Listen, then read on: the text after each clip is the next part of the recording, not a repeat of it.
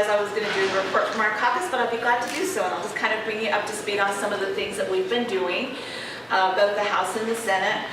Most notably, this is an off year for a number of us since not many of us are running campaigns this year. So we're doing a lot of learning this year. We've been doing educational year for us as a caucus. First, I'll note that a number of us went to the National Conference of State Legislators, which was in Philadelphia this year.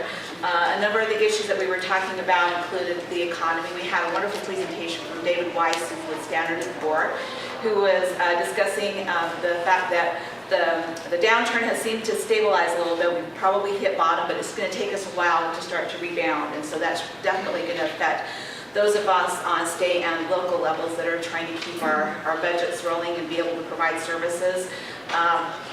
For a lot of services, obviously there's an increased demand because there is the economic downturn. A lot of people are out of jobs. So on one hand, while we've got low revenues, there's more of a demand and a lot of demand for state and local services. On a statewide level, we're probably looking at a $700 million shortfall again this year. And so we, as your Democratic caucus, are looking at the different mechanisms that we can approach in terms of trying to alleviate some of the dangerous cuts that loom. Last year, we avoided that with the stimulus package that we got from the feds. We are not going to have that this year, so it's going to take a lot of hard decisions, and it's going to take a lot of what I call running defense this year.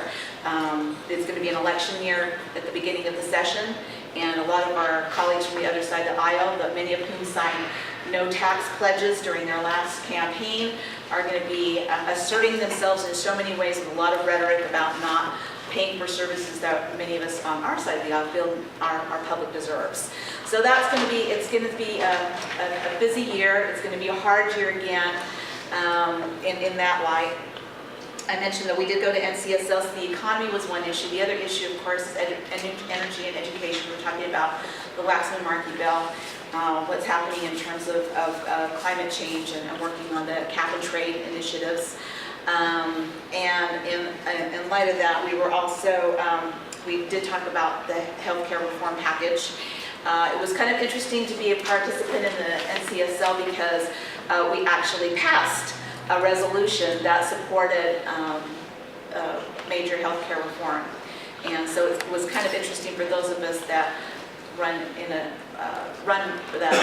serve in a body that isn't quite as progressive to actually get to vote and win. Something that we were excited about, like healthcare reform. So it was a wonderful opportunity to learn and to collaborate with colleagues from throughout the United States on a variety of legislative issues.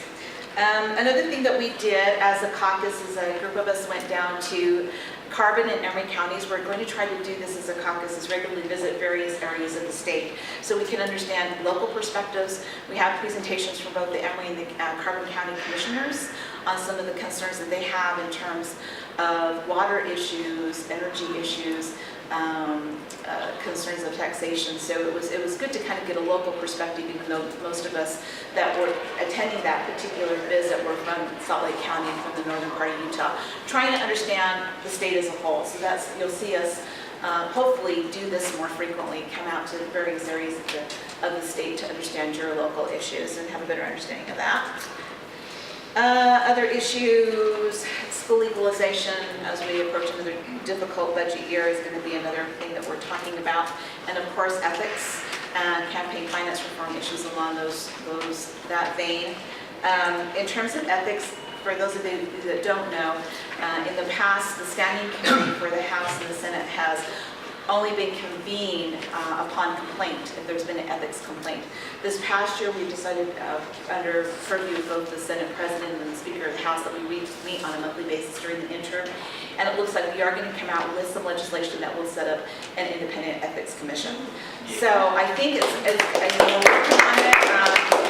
I called our last ethics committee the New Testament committee meeting because we saw a conversion where a lot of our Republican colleagues who were poo-pooing the idea of an independent ethics commission all of a sudden had the veils lifted from their eyes, and now they think it's a wonderful idea. And I think that the ethics initiative is one of those things that kind of pushed them along the road there. I also saw a resurrection of Scott McCoy's ethics commission bill, which died last year, and all of a sudden everybody thinks it's a really great idea. So anyway, I think we've got everybody in the ball on the team, and we're going to move that forward.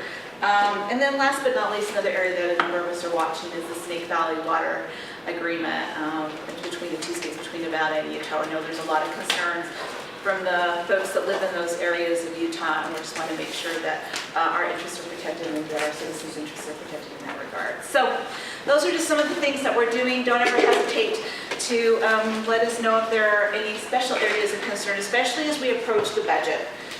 Services about which you care strongly about, let your legislators know about that, so that when we address and visit with our colleagues, we can definitely voice your concerns.